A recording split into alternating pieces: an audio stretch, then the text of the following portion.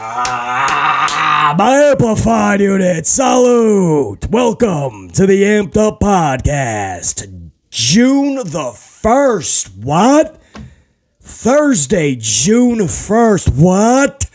Half the year nearly over. It seems like just yesterday we were kicking off 2023. It's already June, man. I believe that's the 6th month in the calendar year.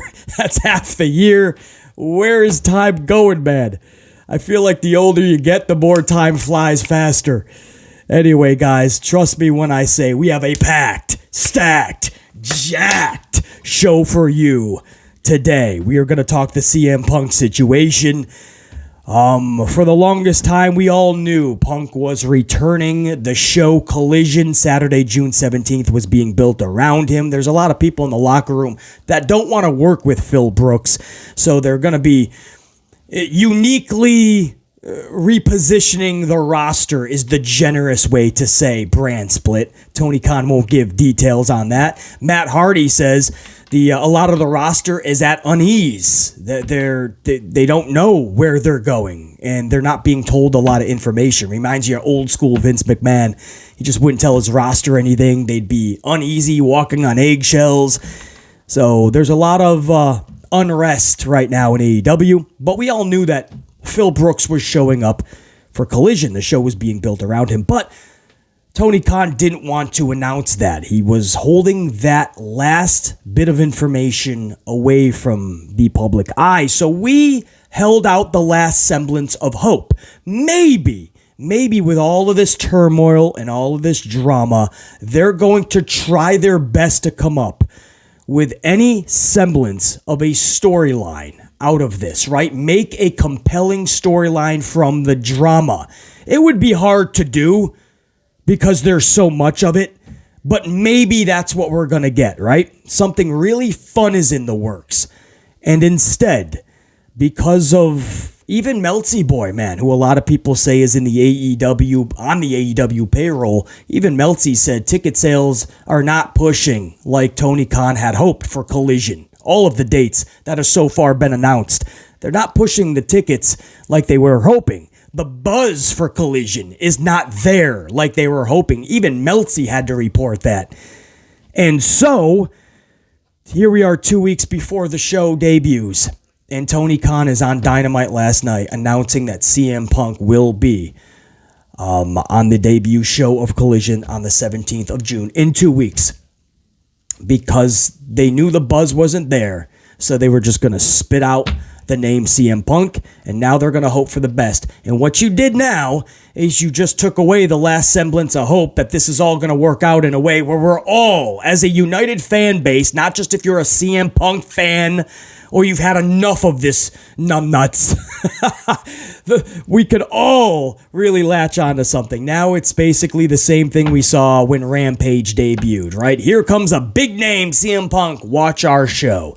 It's just become that for a lot of people. So the reaction when he was announced last night, wait till you hear the reaction. You may be shocked, but you shouldn't be. BC talks all about it in today's Amped Up podcast. We're also going to discuss Cody Rhodes heading to SmackDown. That's right. But don't worry, Red Brand fans. It's not permanent. You see, we're going to play a game of hopscotch, not just with Cody Rhodes, but with many of the WWE roster, right? They're going to have a hand in the Raw brand cookie jar. They're going to have their hand in the Blue brand jar for SmackDown. And they're just going to hop about as the company sees fit. This is what we've been seeing, whether it's Shotzi coming over to Raw as a SmackDown star, jumping into a tag team with a Raw's Raquel, and then going immediately for tag titles, or whether it's AJ Styles in the main event of Raw, or Paul Heyman showing up with a visitor's pass, or now Cody Rhodes heading over to SmackDown. Brand split? This company just couldn't help itself. It didn't take long. It didn't take long for them to absolutely implode this brand split. The draft was supposed to rejuvenate the idea that there's two brands and why we should care or take them seriously. And then Paul Levesque, Shnoz McGee, Pinocchio Pussface himself, does weird shit like brings Bianca over to SmackDown with a Raw title, Rhea Ripley to Raw with a blue brand title, and then Bianca drops it to Asuka on a C-leveled event, Night of Champions, middle of a Saturday afternoon. Saudi Arabia. So now you don't know if Asuka's going to be flipped over. Are we just keeping the brands titles on opposite brands? People are showing up to different... Nothing makes sense. That pretty much sums up WWE. Oh, by the way, I have the rating for Raw from this past Monday. Yeah. Oh, the Excutionist will be out, right? Oh, it was a holiday, basically. But people were eating hot dogs at 10 and 11 at night, basically. The Game 7, Miami and Boston, basically. They can't switch during commercial breaks. I mean, the company, this show has been around for decades. You would think by now you would have compelling television that would bring an audience, at least during commercial breaks of the NBA game. They would have to tune in to see what's going on because it's your post-Night of Champions show. You're entering the summer. You want your best, most compelling superstars and stories and feuds to be at the forefront. Instead, wait till you hear this number. But I know. Holidays, basically. Playoff games, basically. No, the issue is bigger than both combined. BC talks all about it coming up. We're going to waste no more time. I'm going to down the rest of the coffee that I got. We're going to stay amplified. And we're going to rip this apart. Let's go.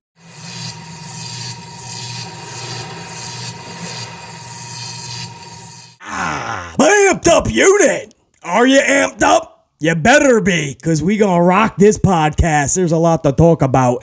And there's just no time to waste. And by the way, JR9 Gaming, I appreciate that super thanks coffee from yesterday's podcast, man. I caught that comment, and I appreciate the input. Really good input on that JC Jane, Gigi Dolan weaponized cage match from Tuesday night.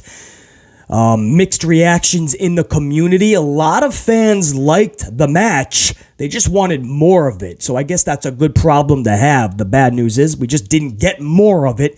And you had some great input. So I really want to touch up on that super thanks that you sent yesterday, because it's a good little discussion to end the podcast. So we'll do that at the end of the podcast. Also, I want to give a shout out to all my new channel members. We call them Gold Unit, Gold Card members. It's basically like being the board on the channel. And I appreciate you guys big time for showing that level of respect to the channel. So you guys are basically the front lines of the channel. So to new channel members, that is a personal thank you and welcome aboard. Welcome to the board of the AMP unit. You have earned your gold card. Let's start off with, we'll save Punky Brewster for now. I want to talk the Cody Rhodes situation, right? He's showing up to SmackDown, or at least he's on all the advertisements. Everybody is now catching wind of this because it went out in the press releases. Cody Rhodes released his own schedule, and it says right there, SmackDown, Wilkes-Barre, Pennsylvania. That's how they say it down south, maybe. I don't know. Pennsylvania?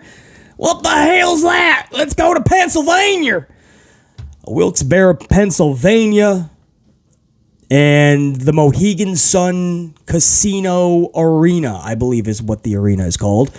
There's also Mohegan Sun in Connecticut, for anybody that cares and wants to play some slots.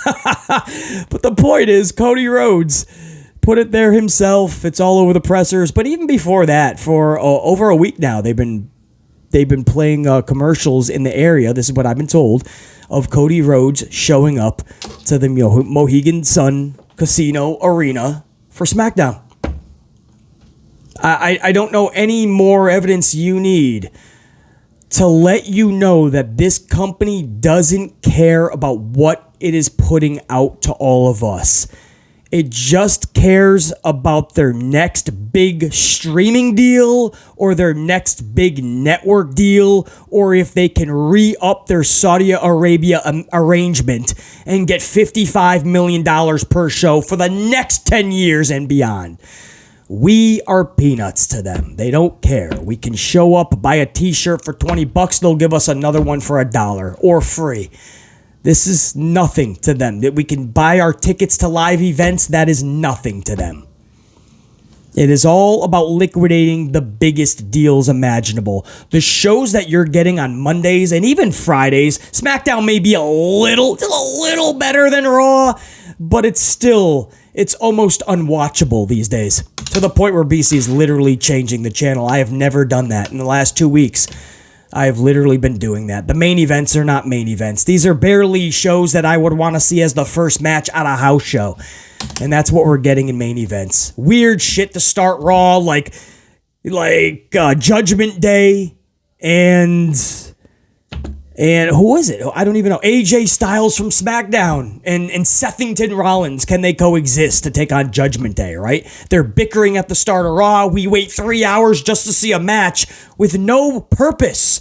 They bickered at the start of the show. Now we have to see these guys in action. What a main event. It's 2 hours and 45 minutes in the making. Long-term storytelling, 2 hours and 45 minutes. And now we get Judgment Day and Sethington and AJ Styles. Well, basically, Judgment Day has had a problem with AJ for a full year, man, before he got injured. Wow, this is captivating. Thank goodness we're revisiting it with a SmackDown guy on Raw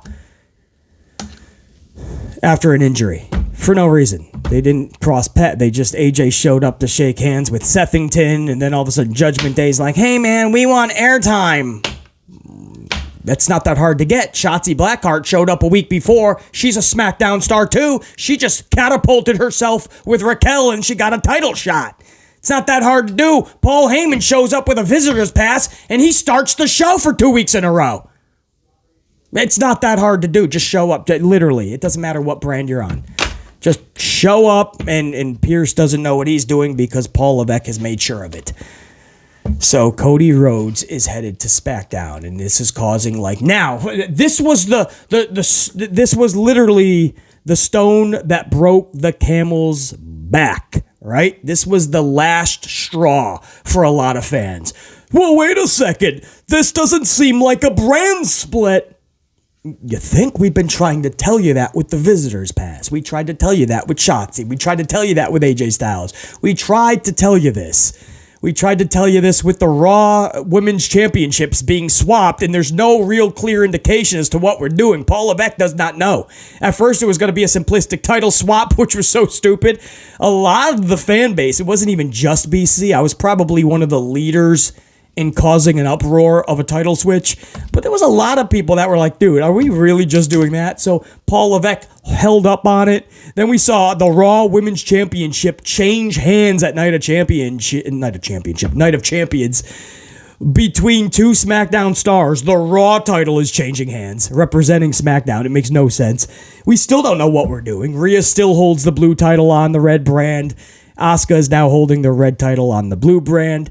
And there's WWE, literal, I mean, when I say tribalist, I mean they are shills to the highest degree.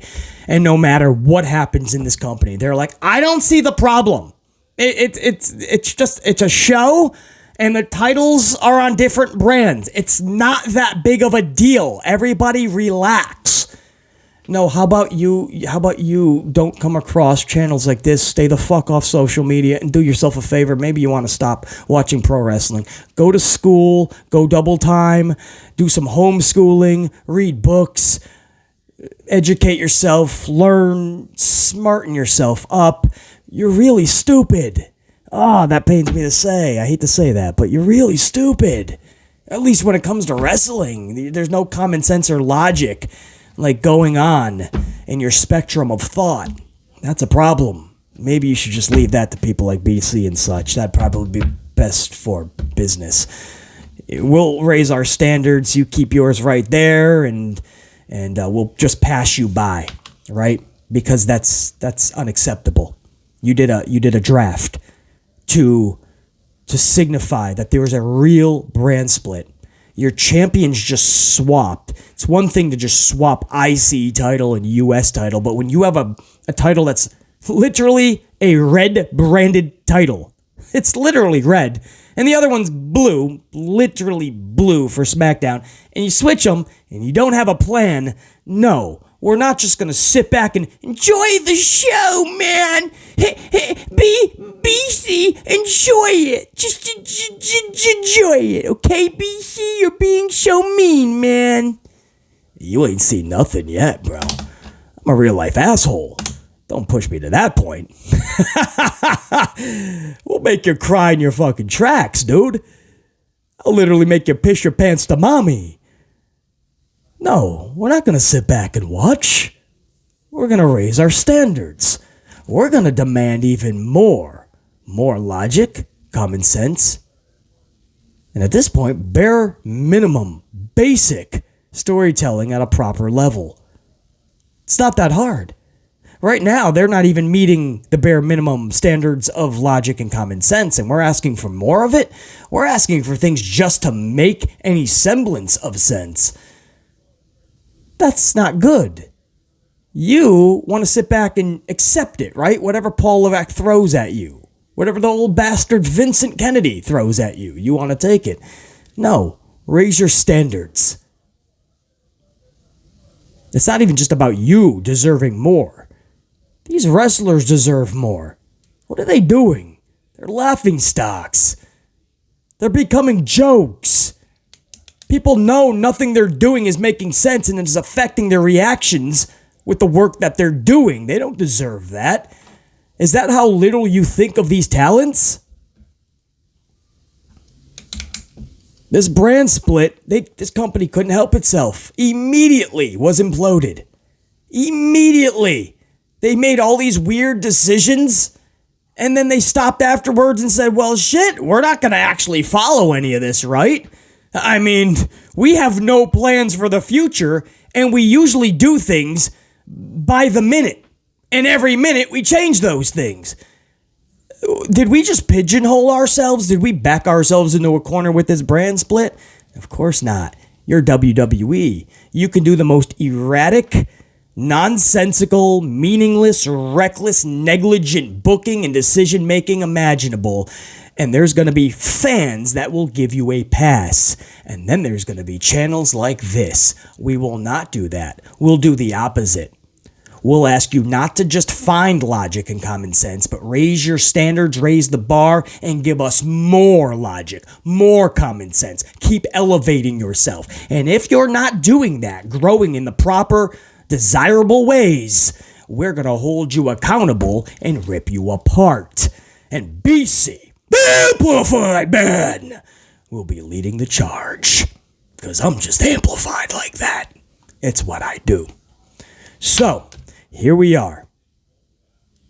The precipice of a new era. It's June. We're going into SummerSlam soon. And Cody Rhodes is going to SmackDown to compete with a broken arm that was shattered even more at Night of Champions with the Kimura lock, and he passes out. Obviously, the arm was already broken.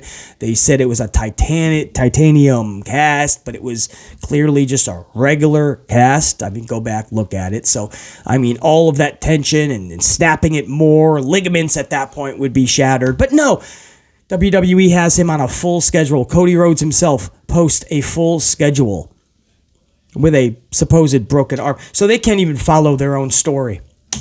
But he's going over to SmackDown. Now, we don't know if that'll be on the show or just a dark match. I think it was being advertised Cody versus Miz. So that's 2 stars. If you want to keep track, The Miz is also going to SmackDown. Now, if that's not going to remain the match for Mohegan Sun, Wilkes-Barre, Pennsylvania, it is going to be a match going forward. Cody Rhodes is scheduled for more SmackDown appearances in the future, and it's supposed to be Miz Cody. So they're just literally having Monday Night Raw matches on SmackDown. Again, even if it's a dark match, just for the house, they call it, you're still imploding your brand split. And it's because you did not make stars. You lack star power.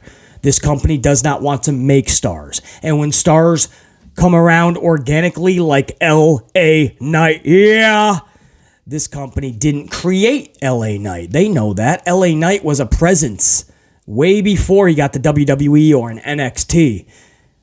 We already knew this guy was a star in the making. No, Paul Levesque doesn't like when he's not Papa H. Paul Levesque needs to feel like he created you, or at least a massive aspect, right? He got to play the role in Black and Gold of Papa H. Let's give you this entrance. Let's put all my masterminds behind it so it looks like I made the calls and I'm smart and I'm gonna raise my children, right? That's what Papa H is. And if he feels like he didn't control you or create you from the beginning, he doesn't want to push you. Sound familiar? Kennedy McMahon was like that, the old bastard, when he was fully in the fucking weeds. Top, bottom, mowing the weeds, playing in the weeds, pissing in the weeds. Vincent Kennedy McMahon, VKM himself, the old bastard in Stanford, he was the same way, still is to this day. If he didn't create you, he doesn't want to push you. Paul Levesque, same way. So, Cody Rhodes, there was no way he was walking out of Mania with that championship. And Paul Levesque told you that was his decision. Sometimes I get it right, sometimes I get it wrong. That was a quote. So everyone wants to just blame Vince for that. Well, Paul Levesque told you it was him. Just take it for face value, bro. Just hold him accountable. Even if he's lying, he still told you he's the guy. Fucking hold him accountable. Same thing with not just Cody getting a push after Mania with the championship. No. He's going to now face adversity and struggle and get his arm broken and play around with Brock with no purpose. Still to this day, we don't know why Brock attacked him, but we're like a broken record. We've said that a million times. This company clearly is not going to give us an answer because they don't have an answer. And they're so smug about it, right?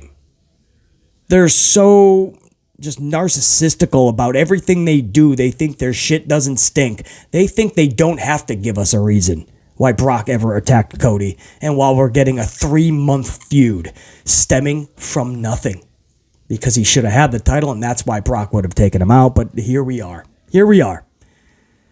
So it ain't just the Cody, it's the LA Knights. This company, when a star organically just happens, this company doesn't want to push it. Look what happened to Bryan Danielson, Daniel Bryan. How long did that really take before they had no choice? He was not in the plans to win WrestleMania 30, guys. It was still supposed to be, I believe, Batista comes back, win the Rumble, and then go to Mania and finish your little Mania story. No. At the fucking last minute, they were like, dude, there's only one way to go. I mean, did you hear the response at the Rumble? They did not want to do it. Stone Cold Steve Austin, Vince at first did not want to do it. He held out to the last moment until how many crowds were putting this heel on their back until the guy had to call an audible. Is that what it's going to take for an LA Knight or somebody of the such? This company doesn't want to make stars, so they do some stupid shit like brand splits, drafts, and then they're just like, JK. or, okay, the draft is done now. Come on over, Raw stars. We need you over on the blue brand. Hey, Shotzi. Yeah, AJ. Paul. Yeah, Usos next week. Yeah, all you guys, come on. We need you on the red brand. Call the cavalry. You could see if this was maybe a Survivor Series and there's some tension between the brands. Maybe we make it fun. Anyway, guys, that's a true story. Cody headed to SmackDown. And that is no botch. That's not a mistake in advertising. So like Roman Reigns a couple weeks ago, he was scheduled for a house show. We thought that was odd. Within 24 hours, marketing is like, nope, that was a mistake. This is not. Even if they try to tell you it is and they pull him from the events because of the backlash from all of this, basically trying to sell us on a brand split and a draft when you did not follow it at all. It was all a farce.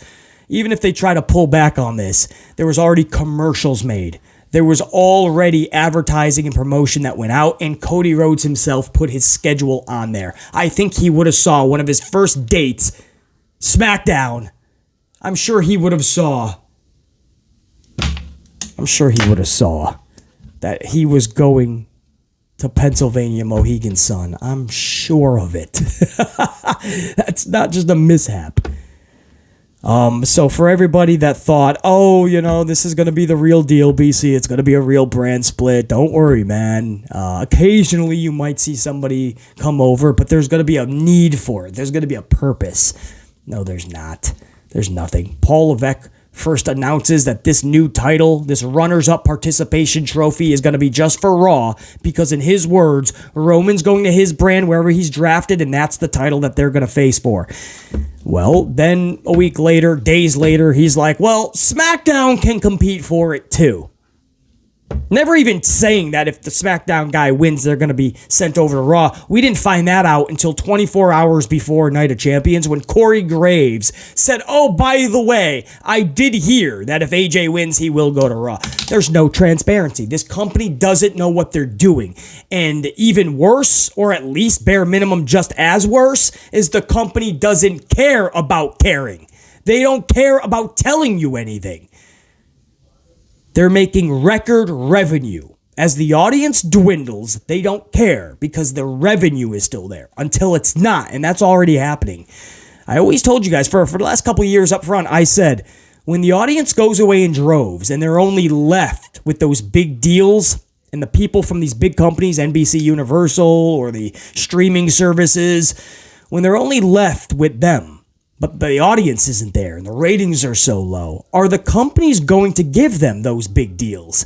What is Fox saying, guys? Fox is already saying, no, we're out. For the next deal, we do not want to do business with WWE if they're going to hike up significant rights fees. So Fox is already telling you in a million different ways they want out.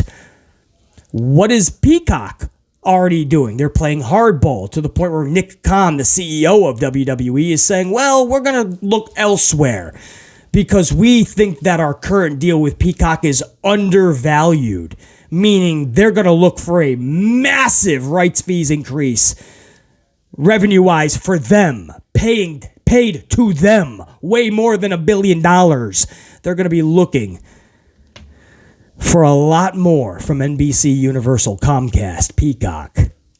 And they're already saying, fuck you, dude. So you're starting to see all these companies say, wait a second, you're no longer worth what you're asking for. I told you that was going to happen, man. BC had these discussions with you guys. And when you're left with no massive deal from these big conglomerate companies and you're stuck with just the fans, when you turn around, you're going to see a lot less fans and you're going to come crawling back to us with what? A better product? By then, is anybody going to care? You're going to have to dig much more harder to dig out of the hole you dug for yourself at that point. And it all starts with decisions like this. You try to pop a rating by doing a draft, and you try to sell your audience that there's a real brand split, and then you yourself implode it. You don't even abide by it. You don't follow it. You tell us all it was a farce from the beginning. It was all a joke. And that's why this company is looked at as such. That's my discussion on that. We'll stick with WWE for a minute. I got the Raw rating for you. You guys ready for this? 1.611. 1,600,000, nearly flat, 11,000 over. 1.6. Second week in a row under the 1.7 category. 8 weeks in a row, they're fiddling around 1.7s. No football competition. It's not even just NBA, by the way. Just a couple of weeks ago, there was no NBA on. And their high was, I believe, a 1.7 some odd. No NBA, guys. No playoffs at all. So for those that use that as an excuse, it was 2 or 3 weeks ago. Do your own research. There was no Monday basketball at all. In fact, BC just assumed there was. So when I was going over that rating the next day, I was talking as if there was basketball. You guys had to remind me there was no basketball a few weeks ago. And they only pulled a 1.7 semi. That was coming off of a backlash, either going into or coming out or something like that. It was around. No basketball, a 1.7 is their high. That proves that this is worse than just basketball playoffs. No football, no basketball, and they pulled a 1.7. So here you are. You got the big Game 7. I totally get it, right? Game 7. First of all, you got Memorial Day. People like to use holidays as an excuse because apparently a lot of people are eating hot dogs at 9, 10, 11 at night and they can't watch wrestling. Okay. But on top of that, you got the playoff. You have Boston Celtics, Miami Heat, Game 7 elimination game. Okay, that's going to ding up the ratings. Okay. What about commercials? There's 1,000 of them. 1,000 of them. Now, Boston was getting their ass kicked throughout the game, so don't even try to sell me that it was a nail-biter. No, it was not. I was keeping track the entire fucking time. It was not a nail-biter. It was the opposite. They were getting their asses handed to them. Commercials, bare minimum, is when you want to get the audience to tune into your show because they have to. You have the most compelling characters, you have the most compelling storylines, and you gotta see feuds culminate, or at least know where they're culminating. Do you know what this rating 1.6 tells us? They didn't even tune in. The upfront quarterlies that I saw, now they're gonna be adjusted a little bit. The upfront quarterlies have been telling us a story that we've been seeing for a long time. They're not even tuning in during commercial breaks. That tells you this is a bigger problem. There's no more FOMO, no more fear of missing out. You now have a company that fans can easily skip week after week after week. And when they get used to not seeing it anymore, that's the new normal. They're no longer a real fan. They come back a casual fan or a lapsed fan. You know, the type of fans that come around during WrestleMania season. Or a big Raw reunion because they're hearing all the stars from yesterday may show up or are showing up. Those are called lapsed and casuals. They're always going to be around. That's why when CM Punk said there's no more casual fans, CM Punk doesn't know what he's talking about. There absolutely is. You can see that in numbers. I'll give you another example of how wrong CM Punk is, Phil Brooks. And this is another example as to why the argument of, oh, well, you're not in the walls of one of the major companies, so you don't know what you're talking about, right? CM Punk knows way more than you, right? Well, no, he says no more casual fans, whereas somebody like Eric Bischoff is like, what an idiotic statement. Yes, there is. Well, BC can end the argument, and I don't have to be in the walls of WWE. I'm telling you right now, as a numbers guy, I follow the stats, the numbers, the metrics, all of it. I am telling you, this year alone, WWE RAW had over 500,000 viewers more than they do this week at a 1.6. They had over 500,000 more, over 500,000 fans more for WrestleMania.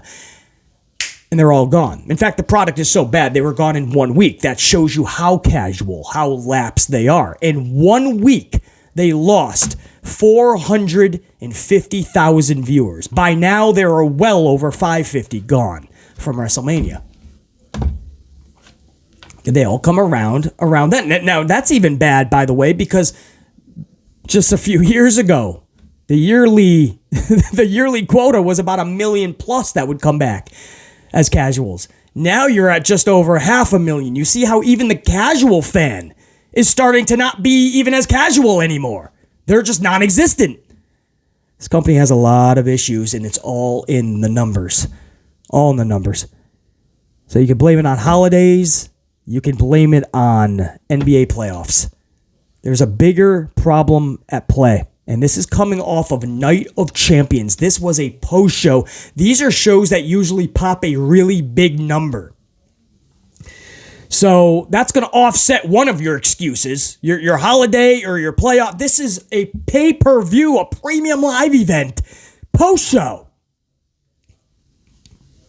And that shows you how nobody needed to care. Nobody cared. Nobody needed to care about what happened at Night of Champions. I keep wanting to say Backlash because that was just about 3 weeks ago.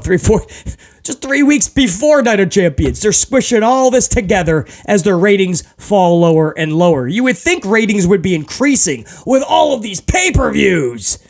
These premium live events. They're showing you they're not so premium. The television shows suck now more than ever.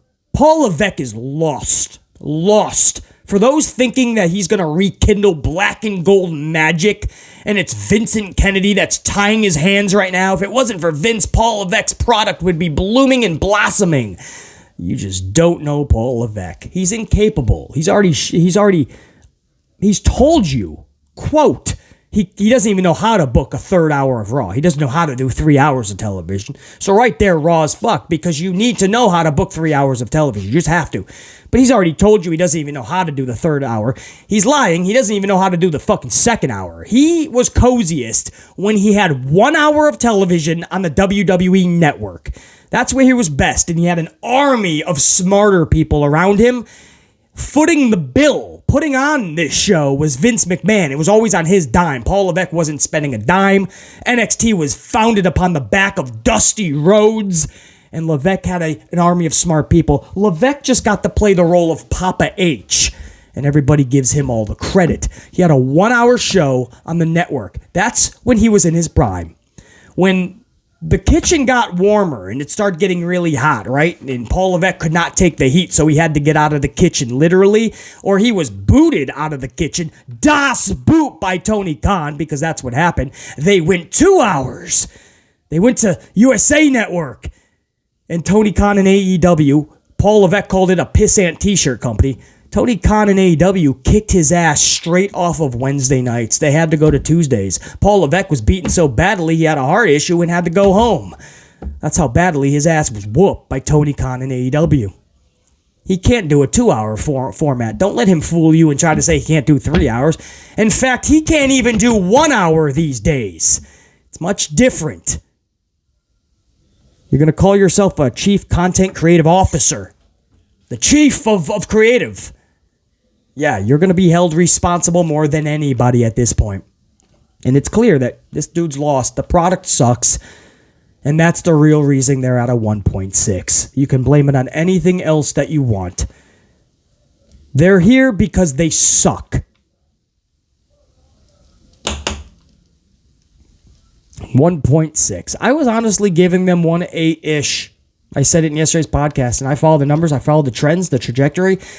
Coming off of Night of Champions, really heading into the summer, I really felt like, or at least they had to produce a show that pulled in 1.8, bare minimum. And wow, I mean, almost 1.6 flat. I mean, if they're 12,000 viewers less, they're in the 1.5s. 1.5s. You know what's interesting? What's sad, actually? And you can tell these are people that don't follow numbers. They don't understand the business. They just have 140 characters these days, so they spew off a lot of stupidity. And I see so much in the community going, wow, good number. Wow, what a good number that is. Considering what they were up against. Or solid number. Or Raw, hold solid. That was another headline. A 1.6?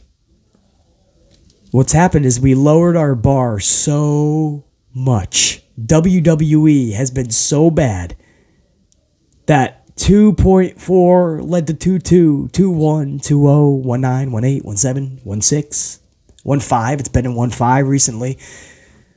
It's been so low for so long that if you can hold a 1.6 against competition, 1.6 on a holiday, that's solid. 1.6 is now considered solid against competition. Wow, man. How far we have lowered our standards. And it's fans like that are not a part of the solution to get this better. They're part of the problem. It's fans like that. They're not fans. They're shills, let's be honest. Tribalists that'll stroke the ego in the cock of Paul Levesque and anybody else that tells them to start stroking. So no matter what is given to them, they'll be there with their wooden bowl and wooden spoon, looking up at Paul and saying, please, sir, can I have some more? And Paul Levesque will be there dishing out more BS stew. And these shills will absolutely accept anything handed to them. And when people like an amplified unit member try to tell them, dude, raise your standards, we should be getting more than this, the talent deserves more than this, they're going to say, nah, if you don't like it, don't watch it, man. I'm loving the entertainment. This is immaculate. I love World Wrestling Entertainment. Okay. Well, that's funny. You love WWE. but you're part of the problem that's destroying it. Interesting, numbnuts. Moving on, over to the other side of the fence, AEW. Now, for a long time now, we knew that this new show, Collision, was being formed for Saturday. We heard the date, June 17th. We heard Chicago, Illinois. They just took a moment to announce that because there ended up being more problems between Brooks, and he wanted certain people hired, and Tony Khan was putting one of his foots was being slammed down. He would not put the other foots down. And he caved into Punk's demands, and then they were able to announce Chicago, and then we knew for sure that Punk was showing up. But there was no actual announcement that Punk was showing up publicly anyway, a public announcement. So they were going to keep it a little bit of somewhat of a surprise. We were all calling it the world's worst surprise, right? Because everybody knew about it, but they just weren't saying it. So it led you to believe, or at least kept some semblance, that maybe they're going to try to give us a story from all the drama that has transpired over the last several months, ever since Brawl Out. Maybe they're going to try to give us something fun, right? There's really going to be something big with Punk and what he's into. I don't know if it can't be with the Elite because there's a lot of legal issues, whatever, but something. A lot of people don't even want to work with Punk. That's why you're having this roster adjustment. We're being generous. It's a brand split, but Tony Khan doesn't want to call it that, and he's hesitant to give details because he doesn't want to alarm the talent. But Matt Hardy and others in that locker room have already said a lot of people are at unrest, uneasy, because they don't know what the future holds for them in AEW, because they don't know where they're going or how this brand split is happening. So we'll call it a roster adjustment, and it's being done for Phil Brooks. A lot of people don't want to work with him. So, I know it's hard to do a storyline from all the drama because realistically, a lot of these people truly don't want to work with him. And you can easily say, well, put on your big boy pants and do business. Be a grown adult. But, CM Punk, Phil Brooks, was one of the biggest children at the kids' table at Brawl Out and way before. So you can't ask other people to put on their big boy pants and just do big boy business. No, sometimes an asshole comes across that you can't stand to the point where you don't want to do business with them. You don't trust them, and you don't want to work with them. There's something in your gut that doesn't feel right. It's okay to have that, and it's okay to not work with people that you don't want to. Absolutely. I'll be the first to say, if it can be done, sit the fuck down and hash it out and do big boy business. I'll be the first one to say that. But with somebody like Brooks, no, I do not blame anybody if they've had enough, heard enough stories, saw enough bridges be burned, and ended up being on one of those bridges when it burned down, that they don't want to jump on another bridge with Phil Brooks. I do not blame anybody if they don't want to get burnt off that bridge. I don't. So I know it would be hard to develop a storyline out of it, but that was our last semblance of hope to give a shit, because unless you're a CM Punk fan, and I know they're out there, congratulations, for those of you that have been yelling, CM Punk, come on guys, CM Punk, for 7, 8, 9 years, whatever. For those of you, congrats, he's coming back. Have a bar mitzvah, throw yourself a ticker tape parade. Ticker tape parade? It's early, guys. More coffee is needed. But throw yourself a party. That's the point. Because he's coming back. Hallelujah, hallelujah. Did the skies open up for you? Are you gonna get little Phil Brooks coming to the ring with his little, he's got his little, what's he got? He does his little smirk, right? Like he knows more than everyone else. He's got his little face, right? I'm smarter than you, right? He's got his dangly arms, because he just doesn't like to lift weights and look like a wrestler. He's Phil, man. He's got another tattoo to get. He doesn't have time for the gym. Congratulations. Here comes Phil Brooks. And then there's people that are not fans. BC Amplified sees nothing in this dude. Nothing. It's not even great on the mic anymore. He's a shell of what he once was. He tried when he came to AEW. He tried to deliver those promos that were all like, wow! And there was a couple that came close. But he just looked uneasy. He looked like he was forcing a lot of it. CM Punk's phenomenon started in Vegas, and that's kind of where it ended. Vegas, he cut a promo that we were all oohing and ahhing about, and then he had a Summer of Cena or Summer of Punk, whatever you want to call it, and then his candle kind of withered away pretty fast. Before you knew it, he was gone for years. The phenomenon of CM Punk and just chanting CM Punk just to chant it became bigger than the actual little dude himself, Phillip Brooks. But sometimes that's all you need, the phenomenon, you know? The legend of something to be bigger than the person, and that's all you need, man, a name. And people are like, oh! So for us, you know, we need something more than just Phil Brooks is showing up. We were holding on to maybe it'll be a fun storyline, but no, ticket sales have been so low. Dave Meltzer has even said this, who many say is on the payroll of AEW. I don't think that's totally true, but for him to even say that there's no buzz for Collision, the ticket sales are not pushing like they were hoping, there's just a lot of problems with Collision, to the point where Wednesday night, Tony Khan had to go on television and say that CM Punk will be on Collision in 2 weeks. So all of this, and not mentioning anything about all of this drama, all of it, 2 weeks before the show, you just say he is going to be there. And again, a lot of us who are not Punk fans, we don't care.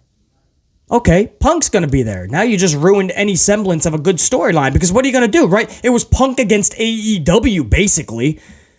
But with the boss, Tony Khan, literally saying, I'm pleased to announce that on the 17th of June, kicking off Collision, and he's so proud, CM Punk. But after all the didn't you want to make this a little bit of a storyline? Even if nobody wants to work with Punk, maybe you could do something between Tony and Punk. Right? I thought Punk was a decent heel. Maybe you guys like him better as a face, and then some people are never going to want to boo him, BC. But I thought he was a decent heel over in World Wrestling Entertainment. There was no reason you couldn't have him a little bit more of a heel. In fact, they might not have a choice, because it ended up being there's a lot more of the people like BC that don't care for Phillip Brooks. He announced that last night, in the crowd, to say it was mixed would be an understatement.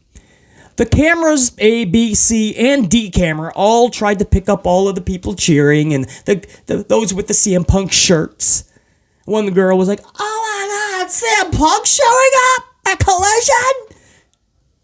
Probably the one person on the planet that didn't know he was showing up. Maybe she was a plant. Maybe she's a cousin of Tony Khan, and they had camera A right on her. I don't know. But you also saw a lot of disinterested people. You also heard boos. You heard actual boos. Not a couple, two, three. You heard a lot of boos. This was a straight up mixed reaction. This was not decisive. Everybody up on their feet, rocking out. What? Like The Rock just came back when he was announced as the host of WrestleMania in LA. You remember that pop? This was not decisive. This was divisive. This was mixed as mixed can be. CM Punk getting booed. It shows you a lot of people, especially this was the last straw, they're kind of over. A lot of us way over all of this Punk drama. Everywhere he goes, every bridge he crosses, it implodes. It doesn't just burn, it implodes. There's always a problem. The drama outweighs the product. Big moments in AEW were taken away from CM Punk antics. Big moments. A lot of talk that should have been on the performers and storylines in AEW, it all went to Punk. Because of that polarizing, right? That phenomenon. And it's not fair, of course. It's unjustified. But it's CM Punk. So here he comes again. Now it's just confirmed. And now for a lot of us, the cat's out of the bag. Now we play the game of how many people care. Because this is what this was about. 2 weeks before, and the announcements made, CM Punk is going to be there. Now, this is going to be for our ratings ploy, right? They're going to do the same thing they did for the first episode of Rampage. They're going to bring in CM Punk and hope that the ratings really pop off. Now, CM Punk's debut for Rampage, I believe 1-2, right? I think the highest Dynamite was a 1-4. I keep getting that mixed up with Punk's debut. I think Punk's debut was a 1-2. I get the numbers 1-2 and 1-4 mixed up. I think 1-4 is the highest, or the debut maybe of Dynamite, or the peak of Dynamite was a 1-4, and I think the debut of Punk was a 1-2 for Rampage. So what's the goal here for Collision? Saturday night, you're hoping there's going to be this buzz, even for people that don't like CM Punk. They're going to want to tune in to see what they have planned, right? All right, you know what? You've piqued my interest enough to just have the remote in my hand while CM Punk is talking, all right? Because I'm ready to switch the channel, man. I don't even want to be on this channel, man. I don't want to be watching the product. But you got me, all right? Punk is on. You made a big deal out of it. There's been a whole summer of drama. Let's see where this is going. You're going to have fans that have that remote in their hand. So what's the goal? Is it where he was debut-wise for Rampage / Dynamite's highest rating? So maybe between 1-2, 1-4. That'll be higher than anything they've got in recent memory. I mean, the last several months, AEW is floating around 750 to 850, 100,000 viewers. Dynamite, their flagship. Rampage is between 250 and 450. It's been bouncing around different nights, different time slots. I mean, this company's nowhere near 1 million. So the first week for sure, easy million, right? Easy peasy lemon squeezy, as Asuka would say. Easy million. Even on a Saturday night. You're hoping. I mean, if you fell below 1 million with CM Punk after all of this, and you don't even hit 1 million, just call it a day, bro. You got to talk to Turner. You can't have 3 shows, Rampage, Collision, this is not working. So, an easy million, but how much more? I doubt very much you're eclipsing 1-4, which is their high for Dynamite. It's not happening. I'd be stunned. I would be. And I would come right on and take an L, by the way. I have no problem doing that. I don't mind taking L's. A lot of people think, oh, BC's so egotistical. He's so narcissistic. No, he's not. I love taking L's. I learn from L's. Problem is, I don't have to take a lot of them in the wrestling world. I'm too knowledgeable. I do my due diligence. I got my research intact. And I use common sense and logic. I put all the ingredients together. It's one hell of a recipe. It's called being smart. But this is one of those scenarios where 1-4 is that your... They're not even going to pull that, man. 1-2? Their Rampage CM Punk debut, 1-2 to 1-4. And if you don't hit that, is it considered a failure? A 1-1, a 1-0 flat. Because that's your peak, man. You're not going to get that same audience the second week. It's going to start to dwindle down more and more and more, unless you give one fucking insanely epic story that starts on that first night. 1-2 to 1-4, I guess, would be their success. What they would deem success, 1-2 to 1-4. And then if they pull anything less, how do you look at that as success? This is the debut of a new show. You got what they think is the hottest free agent, or somebody who was already signed, not a free agent. He's just coming back to work after all, more Punk drama. So the guy's just coming back to work. But you got this big name, supposedly. It's the debut of a show, and you're hovering 1 million? Because then it catapults. It goes down after that. I don't know what they're expecting here, man. I think this is just a bad idea to have a third show like that. You know, if you're going to put this much time and effort into something, really try to make Rampage something. Rampage never really got off the ground. And the same thing I'm telling you is going to happen for Collision happened in real time for Rampage. That wasn't the only show that CM Punk did for Rampage. He was on the next one and many more to follow. And the ratings just crumbled to where they are today. So your history is just deemed to repeat itself if you don't change yourself.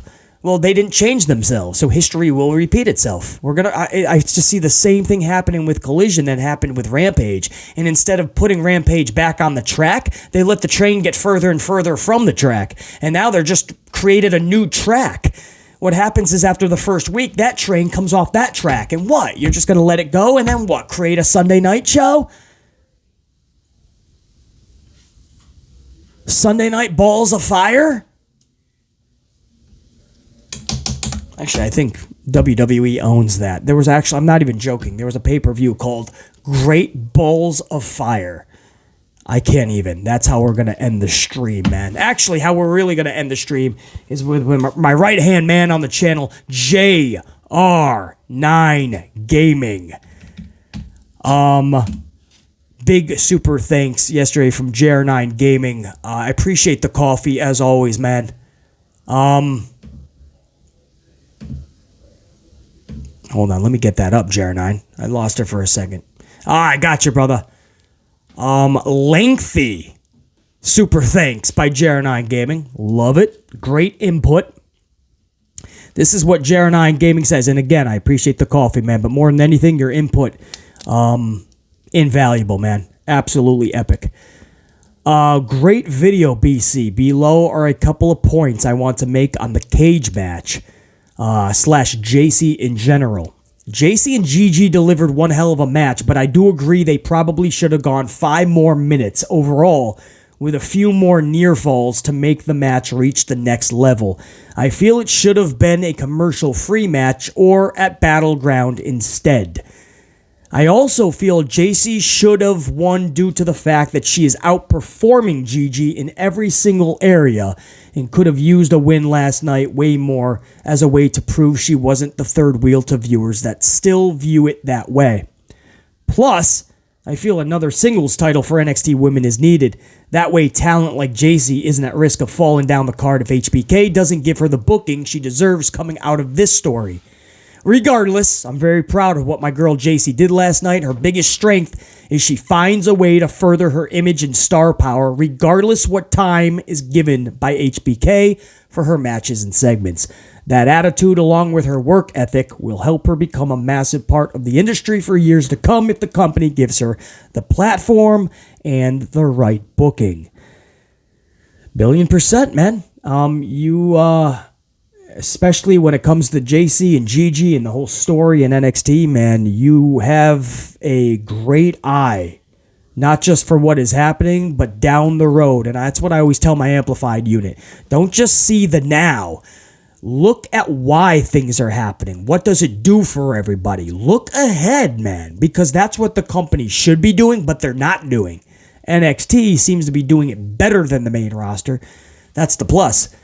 But a lot of this super thanks comment from JR9 Gaming is talking about what's next. What is the future? Why does GG beat JC? Maybe that's not the right call. Maybe it should have been Battleground. Maybe more time should have been given. Maybe. A lot of maybes. But questionable booking, questionable calls is why we have these questions and we are not satisfied with the answers. Same thing I say about the main roster. NXT is not immune to it. And I feel like this could have and should have been better. But I absolutely agree, as I said yesterday. GG and JC delivered. It was really good. And that's the problem. We wanted more. And they just ended it. They could have done more. They know it. I do agree with you big time as well when you say JC is outperforming GG in every way. That is by leaps and bounds, JR9 Gaming. I noticed that greatly in that weaponized cage match. GG was absolutely a step slower and a step behind. Not knocking her, she's greatly improved. But JC is just ready to rock. Sometimes people get this shit quicker and just better. JR9, appreciate you, man. Love the input. Absolutely crushing it on the channel, man. My right-hand man, JR9 Gaming, showing that love, throwing a coffee over to BC, and putting some really great input, a cap onto a night that was NXT. And I didn't even get to talk about a lot of it. The podcast was jacked up yesterday, so I touched on that. I touched on Mandy Rose being upset that she was removed from anything to do with the video package of Gigi and JC before the match, and talking about toxic attraction, and Mandy was no part of it at all. And Mandy took to social media and goes, wow, that's all I gotta say. Like, she was shocked. BC was shocked that they did a recap of toxic attraction and Gigi and JC's story from the beginning, and they didn't include Mandy Rose. I was shocked, man. I kind of feel bad for Mandy big time. No, kind of. I do, big time. Feel bad for Mandy Rose. But I didn't even talk about Ali and Baron Corbin showing up. Man, this big mixed reaction here. JR9 Gaming, man. Should you have made it this far into the podcast, which I know, you're one of the tried and trues that listens to every second, and you got it on that speed thing too, so you can whiz by it and catch every word. That's smart. I'm interested to hear your thoughts on that, because I didn't get to see it in real time. I saw a clip of Ali, but I can't really speak about it if I don't know enough about it and I didn't see it. And that's what I mean. That's how you guys are always going to get that's as real as this channel, in this community anyway, as real of a channel that you're going to get, is I won't BS it. If I didn't see it, if I didn't do my due diligence, I can't really speak about it in great length. So I didn't see Baron Corbin's re-debut in NXT, and I just saw a small clip of Ali. So I can't really speak too much about it, but JR9, let me know what you think about that, because it is a mixed reaction. The people that don't like NXT, they're using that as the exact reason why they don't want to watch NXT. And then there's people that are saying that it's going to help NXT. It's definitely a consolation prize. It's like, Ali, you couldn't win this title. Maybe go to NXT. And I feel that way about the Apollos and so many others. Because NXT, Paul Levesque said this. Paul Levesque said, think about it like this. It's like the college football to the NFL. This was Paul Levesque, guys, and this is what I mean. Everybody lets him off the hook. But the guy just lies through his teeth. He's worse than Pinocchio, and that's probably why his schnoz is so big. Paul Levesque said it's developmental. This was a response when he was asked about getting his ass whooped by Tony Khan in AEW. The question was a little bit more civil than that, but it was basically, how do you feel about getting your ass whooped by AEW? And Paul Levesque goes, well, congratulations, you beat a developmental company. And then he proceeded to say, think about NXT as college football to the NFL. And then what do? They bring the NFL players back to college? The WWE main roster guys go back to NXT. It doesn't make sense. You wouldn't go back to college to play. Maybe you go back as a coach. I mean, these are actual main roster talents going back to go for their titles. Apollo was going for titles. Dolph was in a title picture. At least rubbing shoulders with him. I think he actually had, right, the feud was a title, wasn't it? Baron Corbin is telling you from day one, this past Tuesday night, taking out Mello. He's going for the title. At what point does NFL players go back to college to play college? It just doesn't happen. You wouldn't see it in the NBA. You wouldn't see it in baseball. You just wouldn't see it. So what is Paul Levesque saying? This guy doesn't have a clue. He says there's this draft and we're going to revitalize the brand split and make it mean something. And then immediately everybody is everywhere. What are you saying, Paul Levesque? This guy's an idiot, but oh no, he gets a pass. We're just going to blame it on Vince. We'll just let Paul Levesque off the hook on everything. Paul Levesque could literally, on camera, 1 billion people could catch him on camera, taking out the sun, lassos it, fucking twirls it, smashes it against planets, shoots it down. Paul Levesque single-handedly takes down the sun. No more sun. It's on camera. 8 billion people fucking caught that shit. 8 billion, not 8 billion. 8 billion. How many people are in the world, by the way? It doesn't matter. 1 billion people caught it on camera. Takes down the sun. And the headline will read, Vince McMahon's decision to take down the sun. BC Amplified. Thanks for tuning in to this Thursday edition, June 1st, of the Amped Up Podcast. This was a long one. We went over an hour, I do believe. A lot to say, man. And it's very early. This is my second coffee, so we're really getting amped to that next level. So I had a lot to say, man. Big stories. Cody, flirting around with SmackDown again? What? Right this soon after a brand split? Raw clinching 1-6, coming off of a premium live. Punk gets booed? Punk gets booed? Are you shocked? You shouldn't be. Shouldn't be. A lot of people have had enough. A lot to talk about, man. Baron Corbin and Ali go back to NXT. What? There's a lot to talk about today. Ali, the clip that I saw, he got a damn good reaction, though. But I guess that's the big problem, Maybe he's better suited to be a small fish in a small pond instead of a small fish in a big pond. BC Amplified. Until next time. And there will be a next time. Oh, that was a good one. BC saying, check you. Peace.